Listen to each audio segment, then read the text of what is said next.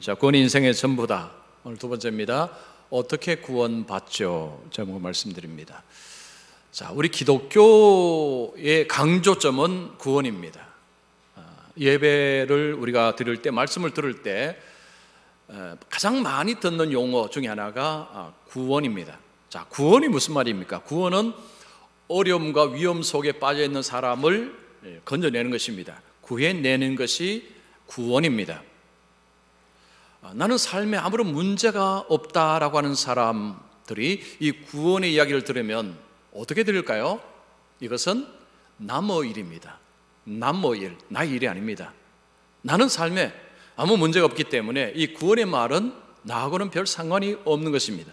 자, 그러다 보니까 교회가 아무리 외쳐도, 기독교가 아무리 외쳐도 어떤 사람들은 전혀 귀담아 듣질 않습니다. 왜냐? 나의 일이 아니기 때문입니다. 자, 그러면 성경은 뭐라고 이야기합니까? 성경은 모든 사람의 일이라고 이야기합니다. 구원은 어떤 특정한 사람들에 해당되는 이야기가 아니라 구원은 모든 사람들에게 해당되는 이야기라고 말씀합니다. 하나님은 모든 사람이 구원을 받기를 원한다라고 말씀하셨습니다. 왜 모든 사람에게 해당이 될까요? 모든 사람은 위험과 어려움에 처했기 때문입니다. 자, 모든 사람이 처해 있는 위험과 어려움이 무엇입니까? 죄와 죽음입니다. 죄는 죽음을 부릅니다. 죄의 삭은 사망입니다. 모든 사람은 죄인으로 태어나서 죽음을 향해서 나아가고 있습니다. 그래서 모든 사람은 위험과 어려움 속에 빠져 있는 것입니다. 그러면 모든 사람에게 이 구원은 필요한 것입니다. 자, 죽음하면 대개는 그냥 육체적인 죽음 정도만 생각합니다. 여러분, 성경에서 죽음은 그 정도가 아닙니다. 영적인 죽음이 있습니다. 그리고 심각한 것은 둘째 사망입니다. 지옥이 기다리고 있다는 것입니다. 그래서 이 땅에서 반드시 구원을 받아야 합니다. 이것이 하나님의 말씀입니다. 자, 그러면 어떻게 구원을 받을 수 있을까요? 구원을 받아야 된다는 것을 아는 것과 더불어서 어떻게 구원받느냐? 이걸 알아야 됩니다. 자, 오늘 우리가 읽은 말씀이 이 질문에 대한 답입니다. 바울과 실라가 복음 전하다가 감옥에 갇혔습니다. 한밤중에 기도하고 찬송합니다. 그때 무슨 일이 벌어졌습니까? 지진이 일어나서 감옥 문이 다 열려버렸습니다. 간수가 자다 깨보니까 감옥 문이 열렸습니다. 죄수들이 다 도망한 걸로 생각합니다. 처벌이 두려워서 자살하려고 합니다. 그때 바울과 실라가 우리는 도망가지 않았다, 여기 있다는 것을 이야기합니다. 그때 간수들이 두 사람에게 무릎 꿇고 묻습니다. 어떻게 해야 구원을 받습니까? 두 사람이 뭐라고 이야기합니까? 주 예수를 믿으라, 그리하면 너와 내 집이 구원을 받으리라. 주 예수를 믿으라, 그리하면 너와 내 집이 구원을 받으리라. 어떻게 구원을 받는다고요? 예수님을 믿음으로. 예수님을 믿어야 구원을 받습니다. 자, 그런데 이 예수를 믿는다는 것이 이게 도대체 무엇입니까? 예수를 믿는다는 것은 어떤 것이 필요합니까? 오늘 이 중요한 얘기를 하려고 합니다. 여러분, 오늘 말씀은요, 끝까지 집중하십시오. 졸지 마십시오. 그리고 나중에 주위 분들에게 유튜브로 좀 이렇게 쏴주십시오. 왜냐하면 핵심입니다. 핵심. 기독교의 핵심입니다. 오늘 여러분 정말 중요한 말씀 끝까지 잘 들으시면 좋겠습니다. 자, 첫 번째입니다. 예수님을 믿으려면 먼저 회개하여 거듭나야 한다. 예수님은 아무나 믿을 수 있는 것이 아닙니다. 아무나 예수님을 믿지는 못합니다. 누가 예수님을 믿을까요? 거듭난 사람이 예수님을 알아봅니다. 예수님을 믿습니다. 요한복음 3장에 가면 예수님과 이스라엘 지도자 니고데모하고 대화하는 내용이 나옵니다. 예수님께서 니고데모에게 사람이 거듭나지 아니하면 하나님 나라를 볼 수 없느니라. 이 말은 네가 거듭나지 아니하면 천국에 못 들어간다는 이야기입니다. 거듭나지 아니하면 구원을 못 받는다는 이야기를 이스라엘 지도자에게 이야기한 것입니다. 거듭난다는 것, 영어로 born again입니다. 다시 태어나는 것입니다. 이 무슨 말입니까? 어머니 뱃속에 들어갔다가 다시 나오는 것입니까? 니고데모는 이 말의 의미를 몰라서 그렇게 예수님께 말했습니다. 자, 그런 것이 아닙니다. born again, 중생이라는 것은 영적으로 다시 살아나는 것입니다. 인간은 영적으로 죽은 상태로 태어납니다. 영적으로 죽은 상태에서 다시 살아나는 것이 거듭나는 것입니다. 거듭나야만 예수님을 알아봅니다. 예수님을 믿을 수 있습니다. 이 거듭나는 사람의 힘과 능력으로 될 수가 없습니다. 이것은 하나님이 하셔야지만 우리 속에서 이런 일이 일어납니다. 성령께서 우리 속에 역사하실 때 이런 일이 일어나는 것입니다. 자, 예수님께서 니고데모에게 물과 성령으로 거듭나야 된다라고 말씀을 하신 것에서 알 수가 있습니다. 자, 물과 성령으로 거듭난다. 성령으로 거듭난다라는 것은 알겠는데 물은 무슨 의미가 있을까요? 자, 물이라는 것은 보통 우리가 마시기도 하지만 우리가 씻기도 합니다. 물은 씻는 것입니다. 바울이 에베소서에 이런 말씀합니다. 물로 씻어 말씀으로 깨끗하게 하시고, 물로 씻어 말씀으로 깨끗하게 하시고. 자, 거기 물이 나오고 말씀이 나오는데, 물로 씻듯이 말씀으로 깨끗하게 한다. 말씀으로 우리의 속사람을 정결케 한다는 것입니다. 우리가 말씀을 읽고 말씀을 들을 때에 우리의 속사람의 변화가 일어납니다. 자, 그런데 여러분, 성경을 읽고 듣는다고 모든 사람에게 이런 변화가 일어나는 것은 아니라는 거죠. 누구에게 일어납니까? 성령께서 그 가운데 역사하실 때에 말씀을 듣고 말씀을 읽을 때 그 속에서 이런 변화가 일어난다는 것입니다. 즉, 새로워지는 변화가 일어나는 것입니다. 그러면 성령을 통해서 born again, 자, 거듭났다고 할 때 그 증거가 뭘까요? 증거가 있습니다. 회개입니다. 거듭난 사람에게 나타나는 특징은 회개가 있습니다. 여러분, 회개가 무엇입니까? 회개는 돌아서는 것입니다. 생각과 삶의 방향을 바꾸는 것입니다. 자, 어떻게 바꾸는 것일까요? 나 중심에서 하나님 중심으로 삶을 바꾸는 것입니다. 즉, 중심 이동을 하는 것입니다. 내가 중심이었습니다. 내가 내 삶의 주인이었습니다. 그러나 회개하고 나서 예수님이 중심이 되는 것입니다. 1543년에 코페르니쿠스가 혁명적인 주장을 했습니다. 그때까지만 해도 지구를 중심으로 모든 것이 돈다라고 생각했습니다. 코페르니쿠스는 아니다고 했습니다. 태양을 중심으로 모든 것이 돈다고 했습니다. 여러분, 회개는요, 이 혁명이 일어나는 것입니다. 회개 전에는 모든 것이 내 중심이었습니다. 모든 것이 내 중심으로 돌아가는 것입니다. 그런데 회개를 하고 나면 하나님 중심으로 모든 것이 돌아가는 것입니다. 내 중심으로 세상을 보던 관점이 하나님 중심으로 세상을 보게 되는 변화가 일어납니다. 어떤 사람에게요? 회개한 사람에게. 회개는 이런 변화를 우리에게 주는 것입니다. 영어로 죄는 sin입니다. sin, S-I-N입니다. 자, S라는 단어가 있고 마지막에는 N이라는 단어가 있습니다. 중간에 뭐가 있습니까? I가 있습니다. 여러분, I가 뭡니까? 납니다, 나. sin이라는 단어를 보면요, 중심에 나가 있습니다. 죄는 우리를 중심에 둡니다. 죄는요, 세상의 중심은 나다. 내가 세상의 중심이다. 내가 세상의 주인이다. 이것이 죄의 특징입니다. 여러분, 세상은 죄를 좋아하지 않습니다. 그래서 죄라는 표현을 굉장히 싫어합니다. 그래서 죄라는 표현을 다른 단어로 바꿉니다. 어떤 단어로 바꿀까요? 실수입니다. 실수. 죄를 짓고 나서 실수했다고 이야기합니다. 불륜을 저질렀습니다. 실수했다고 이야기합니다. 여러분, 실수했다고 하면요, 별로 심각하게 다가오지 않습니다. 어떤 사람이 실수했다고 하면 우리가 어떻게 반응합니까? 아이고, 나도 실수하는데 괜찮습니다. 너무 개의치 마십시오. 보통 이렇게 합니다. 여러분, 실수는요, 그렇게 심각한 것이 아닙니다. 죄는 심각한 것입니다. 실수를 했다고 뭐 그렇게 용서하지 않아도 뭐 대충 넘어갑니다. 그러나 죄를 짓고 나면 관계가 파괴되기 때문에 반드시 용서를 구해야 됩니다. 이것이 죄와 실수의 차이입니다. 회개는 우리가 지은 죄에 대해서 심각하게 여기는 것입니다. 그전에는 별로 생각하지 않았습니다. 그런데 회개를 할 때는요, 이 죄가 굉장히 무겁게 다가오는 것입니다. 그래서 이 회개는 삶의 변화를 반드시 동반합니다. 우리는 회개를 하고 나서 죄를 또 짓습니다. 계속 짓습니다. 그런데도 삶의 변화가 일어납니다. 왜 일어날까요?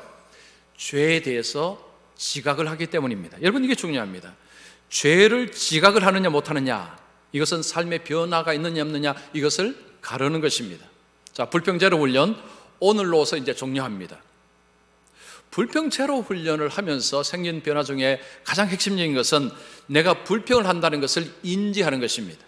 그전에는 불평해도 내가 불평하는지 별로 신경도 안 썼습니다. 그냥 막 했습니다. 근데 불평제로 훈련을 하고 나니까 불평을 그전처럼 하고 나서 아이고 내가 불평했네, 이 불평이 부담이 됩니다. 불평하고 나면 이게 불편해집니다. 이전에는 전혀 그렇지 않았습니다. 그냥 막 불평 막 했습니다. 근데 불평 훈련을 하고부터는 내가 불평하는 게요, 이게 부자연스러워집니다. 불편해집니다. 그러면 그 다음날 불평 안 할까요? 또 합니다. 어제 불평하고 오늘 불평 안 하고 내일 또 불평하고, 어떤 날은 불평하면 그 다음날 불평이 8번 하기도 하고, 이게 우리가 불평을 오늘 안 한다고 내일 안 하는 보장이 없습니다. 근데 핵심은 뭐냐 하면 불평을 인지하는 것입니다. 그래서 이 불평을 어떻게 하면 줄일 것인가를 고민합니다. 왜냐? 이게 안 좋기 때문에. 그전에는 몰랐는데 알고 보니 이 불평이 상당히 안 좋은 것임을 깨닫게 된 것입니다. 그래서 불평이라는 그 단어 다른 단어로 대체하고 이러면서 이제 불평의 횟수가 조금씩 줄어들고 삶의 변화가 오는 것입니다. 여러분, 죄도 마찬가지입니다. 회개하기 전에는 죄를 지어도요 별 감각이 없었습니다. 뭐 다들 그렇게 사는데, 이 회개라는 것을 하게 되면 생각이 달라집니다. 이게 죄 때문에 근심을 합니다. 이것이 너무너무 중요합니다. 자, 여러분, 고린도후서 7장 10절 말씀 우리 같이 읽습니다. 시작. 하나님의 뜻대로 하는 근심은 후회할 것이 없는 구원에 이르게 하는 회개를 이루는 것이요 세상 근심은 사망을 이루는 것이니라. 자, 여기 보시면 구원에 이르는 회개, 이 회개는 어떤 모습입니까? 하나님의 뜻대로 하는 근심, 즉 하나님의 뜻대로 살지 못해서 마음이 근심이 되는 것입니다. 그전에는 죄를 지어도 뭐 남들 다 그렇게 사는데 하고 그냥 넘겨버렸습니다. 그런데 회개를 하는 사람에게는 이게 그렇지 않다는 거죠. 그냥 못 넘어갑니다. 불편해지셔 갑니다. 근심, 걱정을 하게 됩니다. 이것이 구원에 이르는 회개라는 것입니다. 자, 성령으로 거듭난 사람에게는 이런 현상이 벌어진다는 거죠. 거듭난 사람은 이 죄에 대해서 다르게 생각을 하게 된다는 것입니다. 생명이 이르는 회개는 하나님의 뜻대로 살지 못한 것에 대한 부담감, 근심, 염려, 이런 것들이 마음속에 자리를 잡는다는 것입니다. 자, 여기서 우리는 이 회개하고 후회하고 분간을 좀 하는 것이 필요합니다. 많은 분들이 이게 분간이 잘 안 됩니다. 그냥 후회를 하면 회개했다고 생각하는 분들이 있습니다. 이거 후회하고 회개는 다릅니다. 내가 어떤 것을 잘못했을 때 후회하는 것은요 누구나 다 합니다. 어느 종교를 가지고 있든지 예수를 믿든지 안 믿든지 누구나 다 하는 것입니다. 그러나 회개는 그렇지 않습니다. 성경에서 가룟 유다는 예수님을 팔고 나서 후회했습니다. 그 다음에 어떻게 했습니까? 자살했습니다. 하나님께로 돌이키지 않았습니다. 우리가 어떤 잘못을 하고 후회하는 것에서 멈추면 이건 회개가 아닙니다. 후회하고 그 다음 뭐 해야 됩니까? 하나님께로 돌이켜야 됩니다. 하나님께로 돌아서야 되는 것입니다. 이것이 회개라는 것입니다. 이 회개가 있을 때 다시 태어났다, 그리고 하나님 앞에 구원 받을 수 있는 것입니다. 자, 어떤 젊은이가 어느 할아버지, 노인에게 이렇게 질문합니다. 할아버지, 회개하기에 가장 좋은 날이 언제입니까? 할아버지가 이런 이야기합니다. 그야 죽기 하루 전날이지. 여러분, 죽기 하루 전날 회개하는 것이 최고로 잘하는 것입니다. 자, 그러자 이 젊은이가 노인에게 말합니다. 할아버지, 그러면 내가 죽는 날을 어떻게 알 수 있을까요? 죽기 전에 회개를 하려고 합니다. 그때 할아버지가 말합니다. 그야 나도 모르지. 누가 알겠는가? 그래서 오늘 회개해야 되네. 오늘 회개해야 합니다. 참 많은 분들이요, 이런 비슷한 이야기 합니다. 뭐 죽기 전에 회개하면 되지 이 땅에서 하고 싶은 것 하고 내가 살고 싶은 대로 살다가 죽기 전에 회개해서 그럼 천국 가면 되지, 이렇게 얘기하는 분들이 의외로 많습니다. 최근에 제가 그런 이야기 들었습니다. 아마 여러분도 주위에 그런 분들이 꽤 계실 것입니다. 어릴 때 교회를 다니다가 중간에 교회를 떠나서 하는 분들이 그런 얘기 많이 합니다. 왜냐하면 회개라는 말을 하도 들었기 때문에 안단 말이에요. 회개해야 된다는 걸 알기 때문에, 그래서 죽기 전에 회개하면 되지, 이런 생각을 가지고 있는 분들이 의외로 많습니다. 그게 마음대로 될까요? 여러분, 예수님 죽으실 때 양편의 강도가 있었습니다. 두 사람 다 회개를 했느냐? 아닙니다. 한 사람만 했습니다. 한 사람은 안 했습니다. 내가 그 사람이 될 수 있다는 거죠. 이게 마음대로 되는 게 아닙니다. 자, 그러면 여러분, 교회를 다니면 다 회개를 했을까요? 여러분 다 회개하셨습니까? 자, 내가 회개를 했는지 안 했는지를 이거 확인할 수 있는 방법이 있습니다. 기도를 보면 합니다. 기도. 교회를 다니는 사람들은요, 다 기도 다 합니다. 믿음이 작든지 마든 대부분 다 기도합니다. 근데 기도의 내용이 다릅니다. 회개를 하기 전에 기도, 회개를 한 후의 기도가 다릅니다. 자, 회개를 하기 전에는 이런 식으로 기도합니다.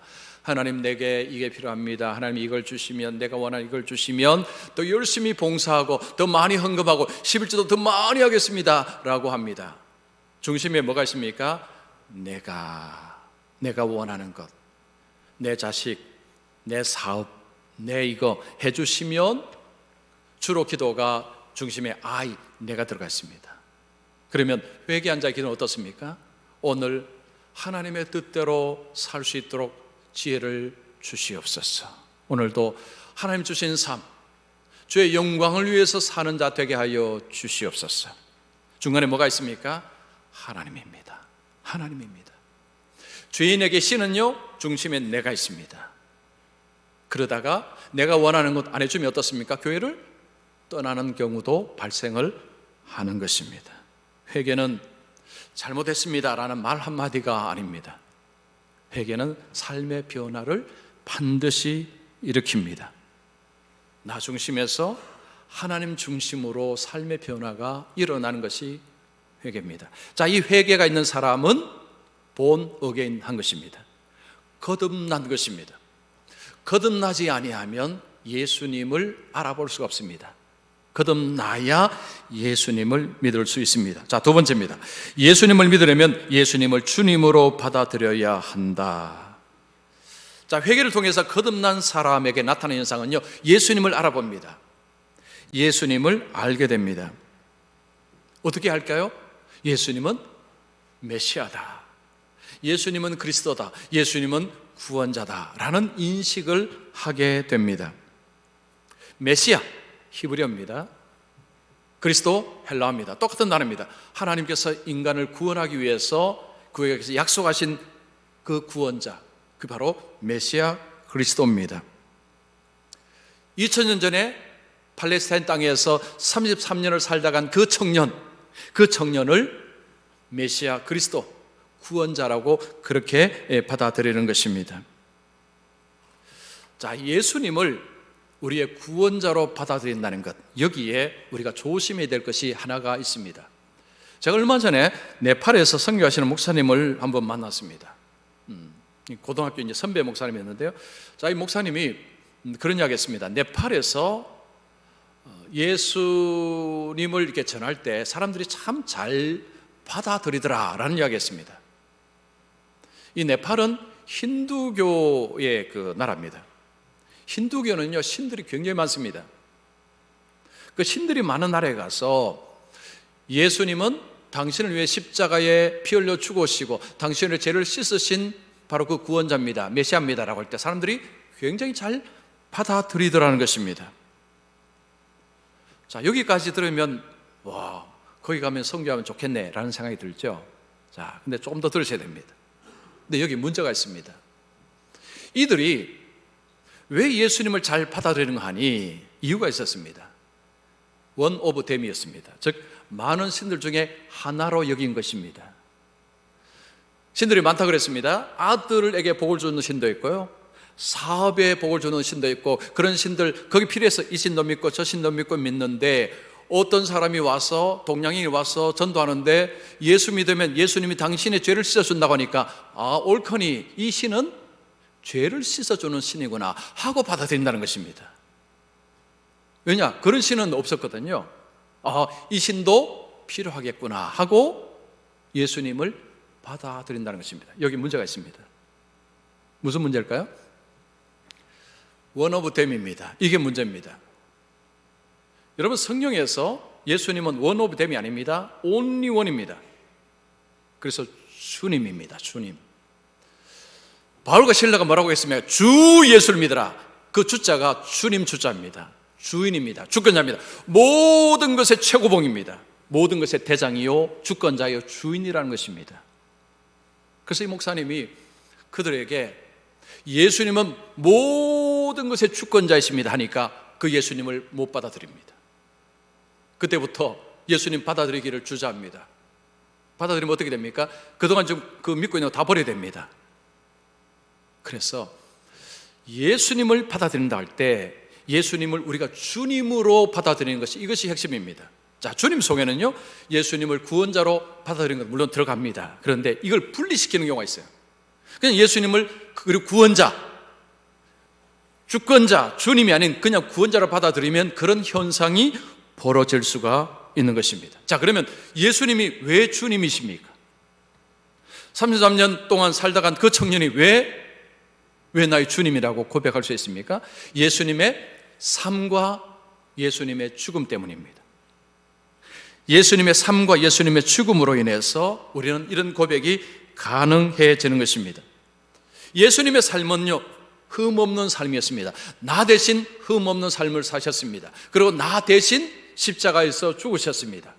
예수님의 죽으심은 죄의 형벌로 죽으신 것입니다. 나 대신 내가 죄를 지어서 내가 형벌을 받아야 되는데 내가 받을 형벌을 예수님이 대신 받으셨다는 것입니다. 여기 중요한 것은 대신입니다. 대신. 자, 우리 성경 말씀 하나 보겠습니다. 디도서 2장 14절입니다. 자, 같이 읽습니다. 시작.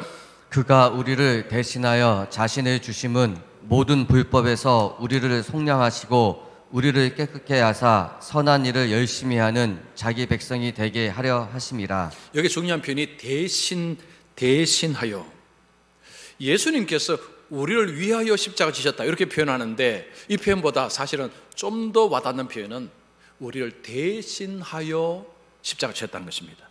대신하여 죽으셨다. 이 대신이라는 표현이 훨씬 더 우리 마음에 와닿습니다. 예수님의 죽음은요 우리를 대신해서 죽으신 것입니다. 죄의 삭은 사망입니다. 죄를 지으면 죽음이 옵니다. 오늘날 세상에서 말하는 죽음은요 자연스러운 것입니다. 요즘 죽음에 관한 책들이 많습니다. 제가 그런 책을 이렇게 쭉 읽어보면 죽음은 자연스러운 것이니까 그냥 받아들여라, 그런 이야기 많이 합니다. 그리고 죽음은 자연스러운 게 아닙니다. 성경은 죽음은 자연스러운 것을 말하는 게 아닙니다. 죽음은 죄로 인해서 온 불청객입니다. 불청객. 이게 자연스러운 손님이 아닙니다. 불청객 손님입니다. 이 죄라는 것이 해결되지 않으면 우리는 더 큰 불청객을 만납니다. 바로 영원한 죽음입니다. 예수님께서 십자가에 죽으신 것은 바로 죄의 그 형벌, 그 죽음을 죽으셨는데 우리가 받아야 될 것을 대신해서 받으신 것입니다. 초점은 대신입니다. 오늘 다 잊어버리셔도 대신 하나만 기억하셔도 됩니다. 대신입니다. 예수님은 대신 죽으신 것입니다. 나 대신 벌을 받으신 것입니다.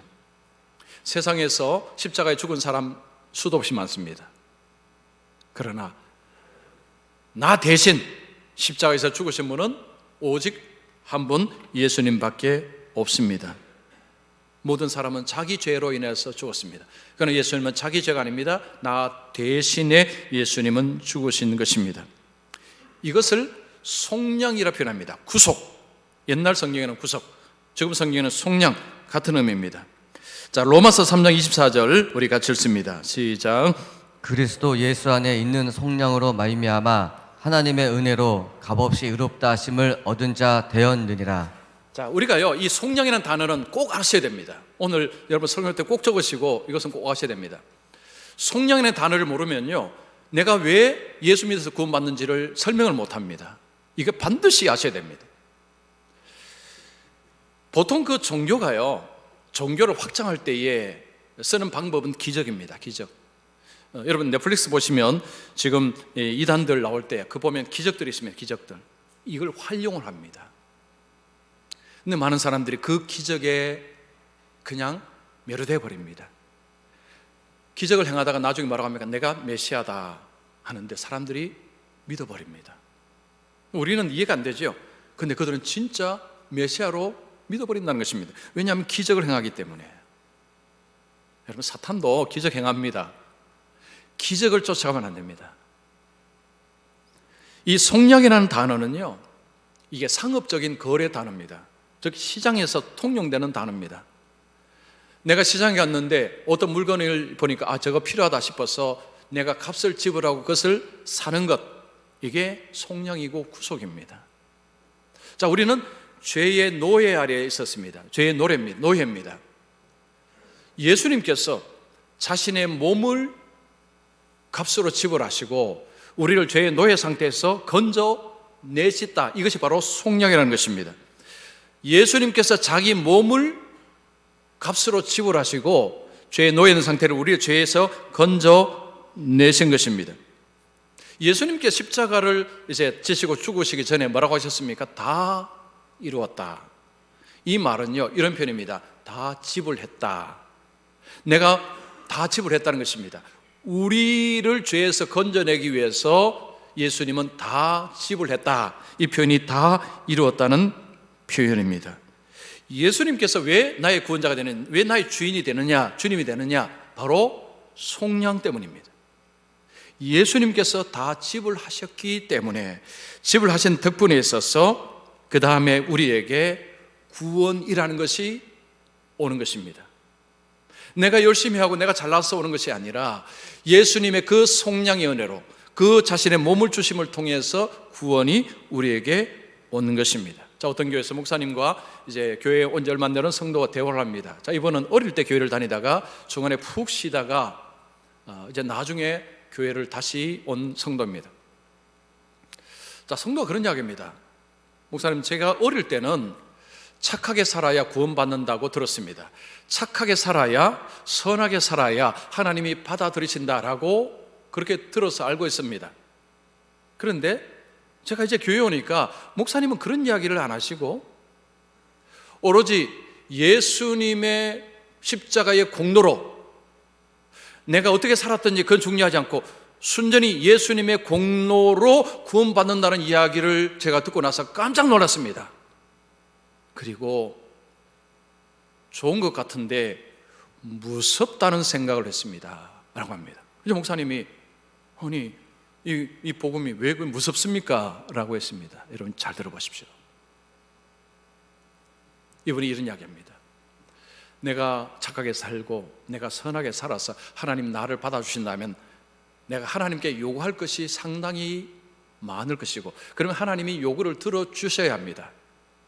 납세자처럼 내가 의무를 다했으니 나도 하나님께 권리를 주장할 수가 있을 것입니다. 그런데 오로지 예수님의 공로로 나를 받아주셨다면 하나님이 나에게 뭐라고 하시든지 나는 다 해야 하지 않습니까? 자, 여러분 이해하셨죠? 보통 사람들이 이렇게 생각 안 합니다. 예수님으로 인해서 나를 받아주셨다면 그러면 하나님이 나에게 무슨 것을 시키든지 다 해야 되지 않습니까? 그래서 사실은 무섭습니다 라고 했습니다. 그 사람들은요 이렇게 생각 안 하고 이렇게 생각합니다. 예수님으로 구원받아서 그러면 마음대로 살도 되겠네. 대부분 이렇게 생각합니다. 근데 이분은 이 복음의 본질을 알았어요. 복음의 핵심을 알았습니다. 예수님이 내가 저희들 모든 것을 지불하셨다, 예수님의 공로다. 이 은혜가 굉장히 크다는 거죠. 굉장히 무섭다고 표현을 한 것입니다. 여러분, 우리가 교회를 오래 다니면서요 하나님의 은혜를 사실은 그냥 가볍게 여기기 쉽습니다. 하도 은혜를 많이 이야기하니까 우리가 그냥 이렇게 마음대로 살아도 은혜로 다 이렇게 다 해주시고 다 그냥 됐다 해주시고 다 용서해 주시고, 그래서 굉장히 가벼워지는 은혜, 그래서 값싼 은혜라는 표현도 있습니다. 값싼 은혜가 되어버린 거죠. 우리가 구원받는 것은요 예수님의 희생이 있었기 때문에, 그로 인해서 구원이 있는 것입니다. 교회를 다니는 분들에게 이런 질문을 이렇게 종종 하게 되면 이런 질문입니다. 지금 죽어도 천국에 가실 수 있습니까? 라는 질문을 하게 되면 많은 분들이 이런 식으로 대답합니다. 내가 좀 봉사도 좀 적게 하고, 전도도 좀 잘 못하고, 헌금도 좀 부족하고, 의외로 이런 이야기 많이 합니다. 여기에 주어가 뭡니까? 납니다. 내가 이것도 해야 되는데 저것도 해야 되는데. 이게 무슨 이야기입니까? 내가 선하게 살아야 하나님 받아주시는데 이 사상에 아직도 미어 있습니다. 뭐라고 해야 됩니까? 내가 천국 가는 것은 예수님께서 내가 받아야 될 그 모든 죄값을 예수님이 다 치르시고 예수님이 대신 형벌을 받으심으로 나는 구원받을 수 있습니다. 주어가 뭡니까? 하나님, 예수님입니다. 여러분, 주어가 바뀌어 있어야 돼요. 주어가 내가 무엇을 해야만 이게 아니고 하나님께서 이렇게 하셨기 때문에, 주님이 이렇게 하셨기 때문에, 예수님이 하셨기에, 그 예수님이 하셨기에 나는 구원받을 수가 있습니다. 이것이 믿음입니다. 이 고백을 하는 것이 믿음입니다. 구원은 예수님만을 믿어야 구원받습니다. 다른 길은 없습니다. 다른 이름을 주신 일이 없습니다. 예수님을 믿기 위해서는요 반드시 거듭나야 됩니다. 거듭난 자의 특징은 회개한 것입니다. 자, 여러분 스스로에게 질문해 보십시오. 나는 진짜 회개를 했는가? 회개한 사람은요 예수님이 이제는 옛날에 죽은 그냥 한 청년이 아닙니다. 그냥 성자가 아닙니다. 주님입니다. 구원자로 보입니다. 여러분 스스로에게 질문해 보십시오. 나에게 진짜 예수님이 주님이신가? 여러분, 우리에게 가장 강력한 적은 우리 안에 있습니다. 다른 사람이 아니고요 내가 나에게 강력한 적입니다. 나를 설득 못하면 변화되지 않습니다. 변화는요 내가 나를 설득할 때 변화가 일어나는 것입니다. 내가 진짜 회개했는지, 예수님이 진짜 나의 주님이신지를 여러분 스스로에게 물으시고 여러분 스스로에게 답해 보세요. 여기서 근거를 가지고 대답을 하셔서 자기 안에 그래 맞아 이 대답을 끌어내셔야 됩니다. 그래야 변화는 계속되는 것입니다. 저는 우리 성도님들이 한 번도 빠짐없이 예수 믿어서, 예수님을 잘 믿어서 구원의 복을 누리시기를 축원합니다.